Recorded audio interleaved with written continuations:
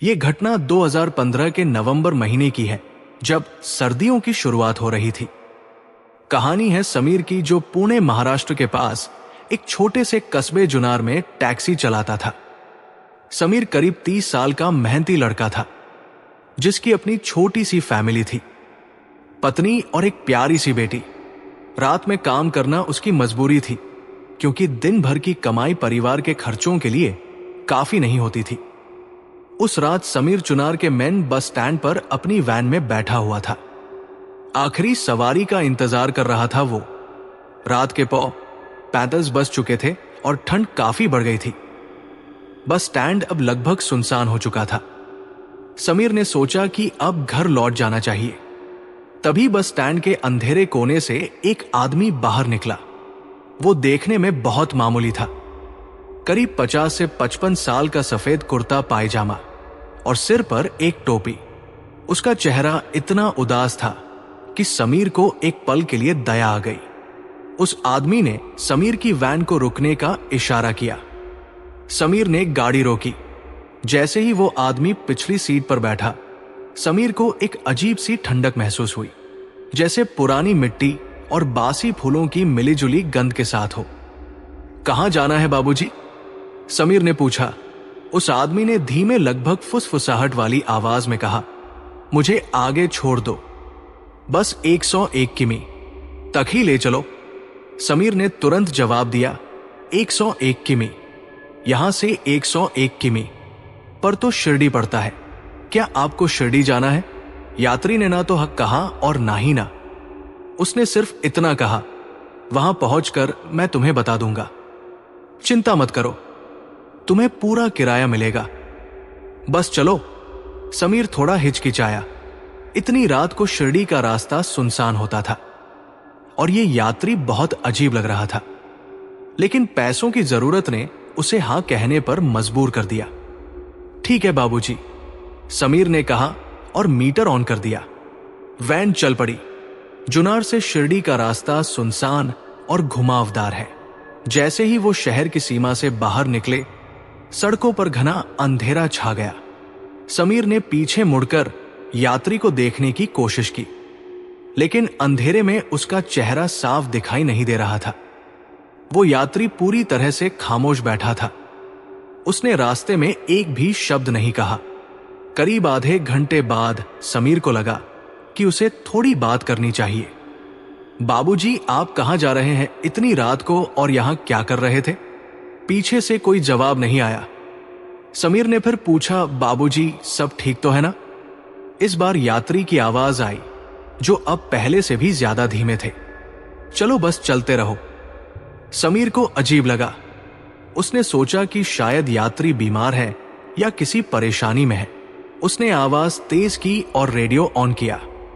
Radio पर कोई पुराना भक्ति गीत बज रहा था, लेकिन जैसे ही भक्ति गीत शुरू हुआ, समीर को पिछली सीट से एक हल्की सरसराहट की आवाज आई, जैसे कोई कपड़ा फट गया हो। और तभी वैन के अंदर एक असामान्य ठंडक महसूस हुई। भले ही रात ठंडी थी, लेकिन यह ठंडक बिल्कुल अलग थे, जैसे बर्फ की तरह। समीर ने तुरंत रेडियो बंद कर दिया।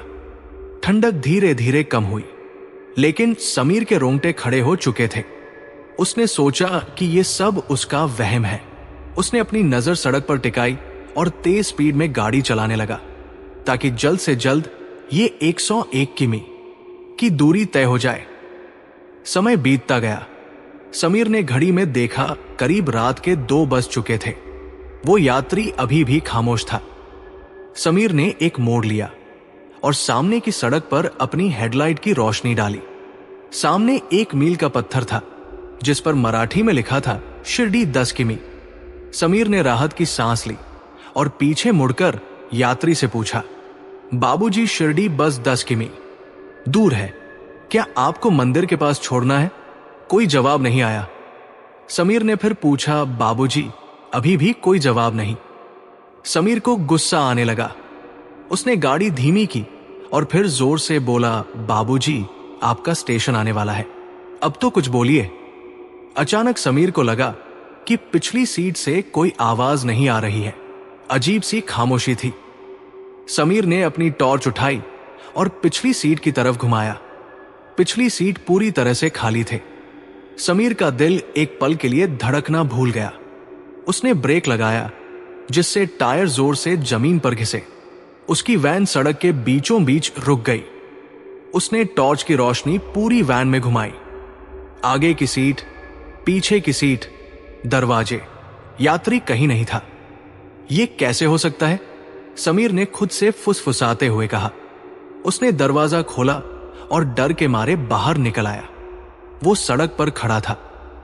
चारों तरफ घना अंधेरा और सुनसान जंगल। उसने जल्दी से पिछली सीट का दरवाजा खोला और अंदर झुक कर देखा। कोई नहीं था। लेकिन तभी उसकी नजर वैन के मीटर पर पड़ी। मीटर पर ठीक 101 किमी की रीडिंग दिखाई दे रही थी। समीर अब डर से कांप रहा था। उसने दरवाजा बंद किया और तुरंत गाड़ी स्टार्ट करके वहां से भागने लगा। उसे सब कुछ किसी फिल्म के सीन की तरह महसूस हो रहा था। उसे लगा कि वो पागल हो रहा है। तेज स्पीड में गाड़ी चलाते हुए वो शिरडी पहुंचा। यहां थोड़ी भीड़ थी, जिससे उसे थोड़ी राहत मिली। उसने शिरडी पुलिस स्टेशन के बाहर गाड़ी रोकी और तुरंत अंदर जाकर सारी बात बताई। पुलिस वालों ने उसकी कहानी पर विश्वास नहीं किया, पर उन्हें लगा कि समीर या तो नशे में है या किसी सदमे में है। एक हवलदार ने कहा, तुम जो वापस जाओ, समीर, ज्यादा रात हो गई है, इसलिए तुम्हें वहम हो रहा है। हवलदार ने उसे चाय पिलाई और शांत होने को कहा। समीर जब थोड़ा शांत हुआ तो उसने अपनी वैन के मीटर की रीडिंग और यात्री के गायब होने पर जोर दिया। हवलदार ने उसकी बात पर यकीन नहीं किया, लेकिन फिर भी उसने साथ वैन को चेक करने के लिए बाहर आया। जैसे ही हवलदार ने वैन के पिछले दरवाजे खोले, उसकी आंखें चौड़ी हो गई। वैन की पिछली सीट पर जहां यात्री बैठा था, ठीक उसी जगह पर खून का एक गहरा पुराना धब्बा था। ऐसा लग रहा था जैसे किसी ने जोर से सीट पर सिर पटक दिया हो। हवलदार डर गया। उसने तुरंत अपने सीनियर ऑफिसर को बुलाया। अगली सुबह पुलिस ने चुन्नार और शिरडी के बीच के 101 किमी के रास्ते पर छानबीन करनी शुरू कर दी। उन्होंने समीर के यात्री का हुलिया पूछा। समीर ने बताया कि वो 50-55 साल का था, सफेद कपड़े पहने था और बहुत शांत था। जांच में पता चला कि लगभग 10 साल पहले उसी 101 किमी के रास्ते पर एक भयानक हादसा हुआ था। एक बस दुर्घटनाग्रस्त हो गए थे, जिसमें कई लोगों की मौत हो गए थे। मरने वालों में एक 52 साल के व्यक्ति भी थे, जिनका नाम हरिभाव था। हरिभाव शिरडी में अपने बीमार बेटे से मिलने जा रहे थे। उनकी पहचान कपड़ों और हुलियों से की गई थी। सफेद कुर्ता पायजामा और सिर पर टोपी। लेकिन सबसे भयानक खुलासा तब हुआ जब पुलिस ने समीर के मीटर की रीडिंग चेक की। समीर के मीटर में जहां यात्री बैठा था, वहां तक की दूरी ठीक 101 किमी थे और वो दुर्घटनाग्रस्त चुनार से ठीक 101 किमी की दूरी पर था। यानी समीर ने जिस यात्री को बैठाया था, वो कोई और नहीं बल्कि एक श्रापित आत्मा थी, जो उस दुर्घटनाग्रस्त में अपनी मंजिल तक नहीं पहुंच पाए थे। ऐसा लग रहा था जैसे आत्मा को मोक्ष पाने के लिए उसी रूट पर 101 किमी की यात्रा पूरी करनी थी। पुलिस ने समीर को मानसिक तौर पर ठीक होने के लिए कुछ दिन की छुट्टी दे दी। खून का धब्बा साफ कर दिया गया और समीर ने अपनी टैक्सी बेच दी। वो अब रात में काम नहीं करता था और कोशिश करता था कि उस घटना के बारे में कम से कम सोचे। लेकिन वो 101 किमी का अनुभव समीर की आत्मा में बैठ गया था। वो रात को सो नहीं पाता था। उसे अक्सर अपने कानों में वही धीमी फुसफुसाहट वाली आवाज सुनाई देते थे, चलो बस चलते रहो। समीर की पत्नी नेहा ने देखा कि समीर बदल गया है। वो हर वक्त डरा हुआ और चुपचाप रहता था। उसने समीर को बहुत समझाया और उसका इलाज करवाया, लेकिन समीर की मानसिक शांति छीन चुके थे। एक रात समीर अपने घर की छत पर अकेला बैठा था। हवा में वही पुरानी अजीब सी महक आई, पुरानी मिट्टी और बासी फूलों की। समीर ने तुरंत चारों तरफ देखा। कोई नहीं था। तभी उसे लगा जैसे कोई उसके कंधे पर हाथ रख रहा हो। उसने पीछे मुड़कर नहीं देखा। वो जानता था कि वो कौन था। धीमी फुसफुसाहट वाली आवाज उसके कान में आई। यात्रा पूरी हो गई, अब तुम मेरी यात्रा शुरू करो। समीर कांप उठा। वो उठकर भागने ही वाला था कि तभी उसे छत की मुंडेर पर, जहां से वो बस स्टैंड देख सकता था, वो यात्री खड़ा दिखाई दिया। वही सफेद कुर्ता पैजामा और टोपी। समीर ने अपनी आंखें कसकर बंद कर ली और चिल्लाने लगा। उसकी आवाज सुनकर उसकी पत्नी और पड़ोसी ऊपर भागे। वो जब छत पर पहुंचे तो समीर जमीन पर बेहोश पड़ा था। समीर को अस्पताल ले जाया गया, जहां डॉक्टरों ने उसे सामान्य बताया, लेकिन उन्होंने कहा कि समीर सदमे में है। जब समीर कुछ दिनों बाद होश में आया तो उसने अपनी पत्नी नेहा से सिर्फ एक ही बात कही, नेहा मेरा मीटर बंद मत करना, मेरी यात्रा अभी शुरू हुई है। समीर आज भी चुन्नार में रहता है। उसने अपनी जिंदगी सामान्य कर ली है। वो दिन में काम करता है और रात में घर आता है, लेकिन गांव के लोग आज भी फुसफुसाते हैं कि समीर की आंखों में एक अजीब सी चमक है और वो अक्सर अकेला बैठकर किसी से बात करता रहता है। कभी कभी आधी रात को जुन्नार से शिरडी जाने वाली सुनसान सड़क पर कुछ लोगों ने एक पुरानी मारुति ओमनी वैन को तेजी से गुजरते देखा है, जिसकी पिछली सीट पर कोई बैठा नहीं होता। वैन के मीटर पर हर रात ठीक 101 किमी की रीडिंग दर्ज होती है। क्या हरि भाव की आत्मा ने अपनी यात्रा पूरी कर ली थी, या उसने समीर को अपनी अगली यात्रा का सारथी ही लिया है? ये आज तक कोई समझ नहीं पाया। तो दोस्तों, ये थी आज की पहली कहानी। तो चलिए बढ़ते हैं आज की दूसरी कहानी की ओर। उसका नाम केतन था। उस पर आरोप था कि उसने 4 लोगों का बेरमी से कत्ल किया है। जब उसे तिहाड़ लाया गया तो उसकी आंखों में कोई पछतावा नहीं था, लेकिन जैसे ही वो जेल नंबर 4 में एंटर हुआ, उसकी चाल धीमी पड़ गई। उसने पहली बार जेल की हवा सूंघी। चारों तरफ कैदी थे, हर चेहरा अलग, हर नजर में कुछ छुपा हुआ। फिर वो पहुंचा जेल की कैंटीन में, जहां कुछ पुराने कैदी उसे घूरने लगे। एक आदमी था केशव। वो हंसते हुए बोला, क्या किया है तूने? 4 लोगों का कत्ल, ऐसा पुलिस कहती है। केतन ने जवाब दिया। उस पर सभी हंसे, पर फिर केशव धीरे से बोला, भाई, यहां कोई भी तुझे जीने नहीं देगा।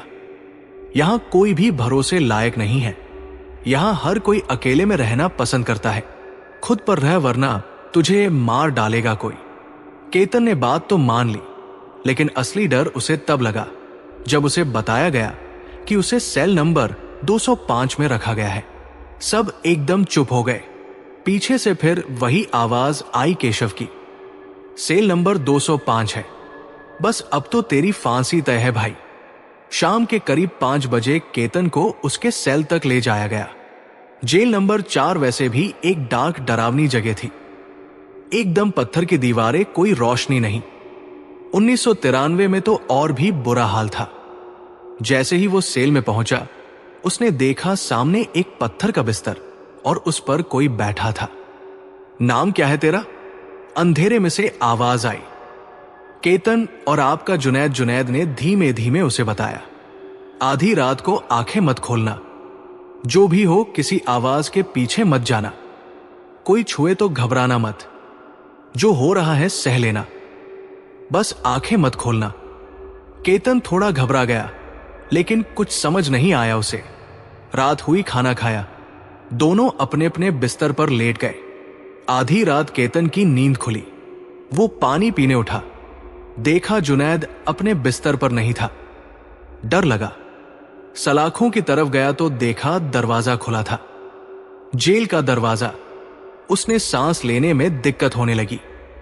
वो भागते हुए बाहर गया और हवलदार को बोला, कुछ है अंदर, कोई मुझे मारने वाला है। हवलदार ने जाकर देखा, दरवाजा तो लॉक था और जुनैद वही सोया था। फिर जुनैद उठकर बोला, मैं कहां जाऊंगा यार, ताला बंद है। लेकिन केतन को कुछ समझ में नहीं आ रहा था। वो बोला, तू वहां नहीं था, मैं सब देख रहा था, तू गायब था। तूने बोला था आंखें मत खोलना। फिर भी मैंने खोली। शायद मुझसे कोई गड़बड़ हो गई। अगले दिन भी केतन थका हुआ लग रहा था। उसने केशव से बात की तो वो हंसने लगा। दिख गया ना भूत, बोला था तुझे सेल नंबर 205 में कुछ गड़बड़ है। केतन वापस सेल में गया और सो गया। लेकिन जब आंख खुले तो रात हो चुकी थी। मैं तो बस चाय पीकर आया था। इतनी जल्दी रात कैसे हो गई? तो जुनैद बोला, अभी खाना खाकर 10 मिनट ही तो हुए हैं, पागल हो गया है क्या? फिर आधी रात को केतन ने देखा कोई खड़ा है जेल के बाहर। उसका चेहरा चला हुआ। वो चीख रहा है, उसे बुला रहा है।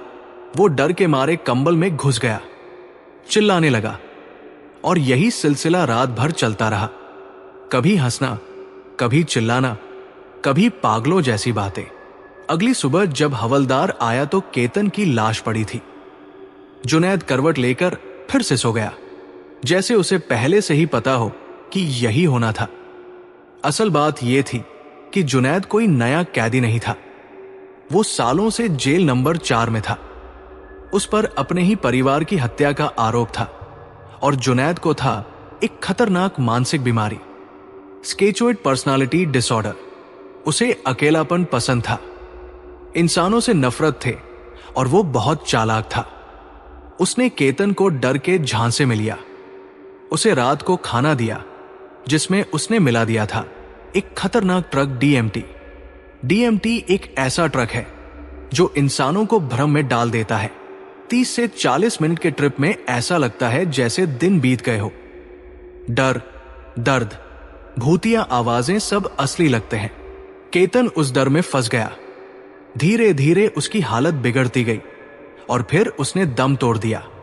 तो दोस्तों, ये थी आज की दूसरी कहानी। तो चलिए बढ़ते हैं आज की आखिरी कहानी की ओर।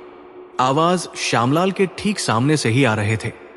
श्यामलाल टॉर्च से रोशनी करके देखता है कि कौन व्यक्ति इतनी रात गए, इतनी सर्दी में रात में बाहर घूम रहा है। अरे भाई, कौन है वहां पर? और इतनी रात को बाहर कौन घूम रहा है? श्यामलाल टॉर्च से उस आदमी की तरफ रोशनी करता है। उस आदमी ने काला कोट, सर पर हैट और हाथ में ब्रीफ केस ले रखा था। देखने में कोई मुसाफिर लगता था। उम्र 40 से ज्यादा नहीं होगी। वो श्यामलाल को देखकर उसकी तरफ तेजी से आता है। अरे भैया, मैं अल्बर्ट, यहां सेक्टर से मैं रहता हूं। बाहर से आया था। रात की ट्रेन थी। अभी घर पहुंचा ही था कि देखा कि चाबी जेब में है ही नहीं। मुझे अच्छी तरह याद है, ट्रेन से उतरने से पहले मैंने चाबी को अच्छे से चेक किया था और टैक्सी में बैठते समय भी चाबी मेरे पास ही थी। पता नहीं कहां चली गई। बस उसी को खोज रहा हूं और फिर यहां पहुंचा। यहां कौन सा सेक्टर है भाई साहब? वो आदमी हावते हुए श्यामलाल को अपनी समस्या बताता है। अरे भाई, आराम से, पहले अच्छे से सांस ले लो। इतनी जल्दी भी क्या है? क्या बताया तुमने? कहां रहते हो तुम? कौन से सेक्टर में? श्यामलाल ने पूछा। जी, मैं सेक्टर 7 में रहता हूं। आप यहां पर चौकीदार हैं। मैंने आपको आज पहली बार देखा है। क्या? सेक्टर 7? ये क्या कह रहे हो? मैं यहां 1 हफ्ते से चौकीदारी कर रहा हूं। मुझे तो बताया गया था कि यहां पर सिर्फ 6 ही सेक्टर हैं और जहां तुम खड़े हो वो 6ठा सेक्टर है। यहां 7वां सेक्टर कहां से आ गया? अरे भैया, इस कॉलोनी में 7 सेक्टर है। क्या आपको नहीं पता? और क्या ये 6 सेक्टर है? काफी बदला बदला सा लग रहा है। हो सकता है अंधेरी की वजह से पहचान में नहीं आ रहा हो। खैर, अभी मुझे मदद की जरूरत थी और आप इस वक्त मेरी मदद कर सकते हैं। मेरे घर की चाबी ढूंढने में मुझे शक है कि चाबी इसी कॉलोनी के आसपास ही घूमी है। अच्छा, चलो ढूंढते हैं तुम्हारे घर की चाबी। रात में एक अनजान मुसाफिर की मदद करना तो मेरा फर्ज है। पहले ये बताओ कि तुम रेलवे स्टेशन से यहां तक पैदल ही आए हो या फिर टैक्सी में आए थे? श्यामलाल ने अल्बर्ट से पूछा। भैया, मैं रेलवे स्टेशन से टैक्सी करके चौराहे तक पहुंचा। टैक्सी वाले ने चौराहे तक ही छोड़ा क्योंकि कॉलोनी के अंदर जाने तक वो काफी ज्यादा किराया मांग रहा था। तो मैंने चौराहे तक टैक्सी की और उसके बाद मैं पास ही के चर्च पर गया वहां प्रार्थना करने। ओ हाँ, हो सकता है कि चर्च पर चाबी रह गई हो। अल्बर्ट ने उत्साहपूर्वक कहा। तो फिर बात खत्म हो गई ना? चलो चर्च चलते हैं। वैसे भी इस कॉलोनी में आसपास कोई चर्च है नहीं। तुम कौन से चर्च की बात कर रहे हो? खैर, इस समय तुम्हारी मदद करना मेरा फर्ज है। चलो चलकर ढूंढते हैं तुम्हारी चाबी। फिर वो आदमी जिसका नाम अल्बर्ट बताता है श्यामलाल को चर्च की तरफ ले जाता है। आसपास कोई चर्च नजर नहीं आ रहा था, मगर श्यामलाल ने जब थोड़ा और कदम आगे बढ़ाए तो फिर वो लोग एक चर्च में पहुंचते हैं। श्यामलाल हैरान रह जाता है। क्या बात है, इतना बड़ा चर्च? ये तो मैं पहली बार देख रहा हूं। इससे पहले मैंने कभी भी इस इलाके के आसपास कोई चर्च नहीं देखा था। हालांकि मैं एक हफ्ते से इस कॉलोनी की पहरेदारी कर रहा हूं, पर मैं पहले भी इस कॉलोनी के आसपास से गुजर चुका हूं और इस इलाके से तो अच्छी तरह से वाकिफ हूं। मगर इतना बड़ा चर्च मेरी नजर में क्यों नहीं पड़ा? अरे भैया, ये चर्च तो यहां कब से है? इस शहर का सबसे पुराना चर्च है, जो सिर्फ 5 साल का था।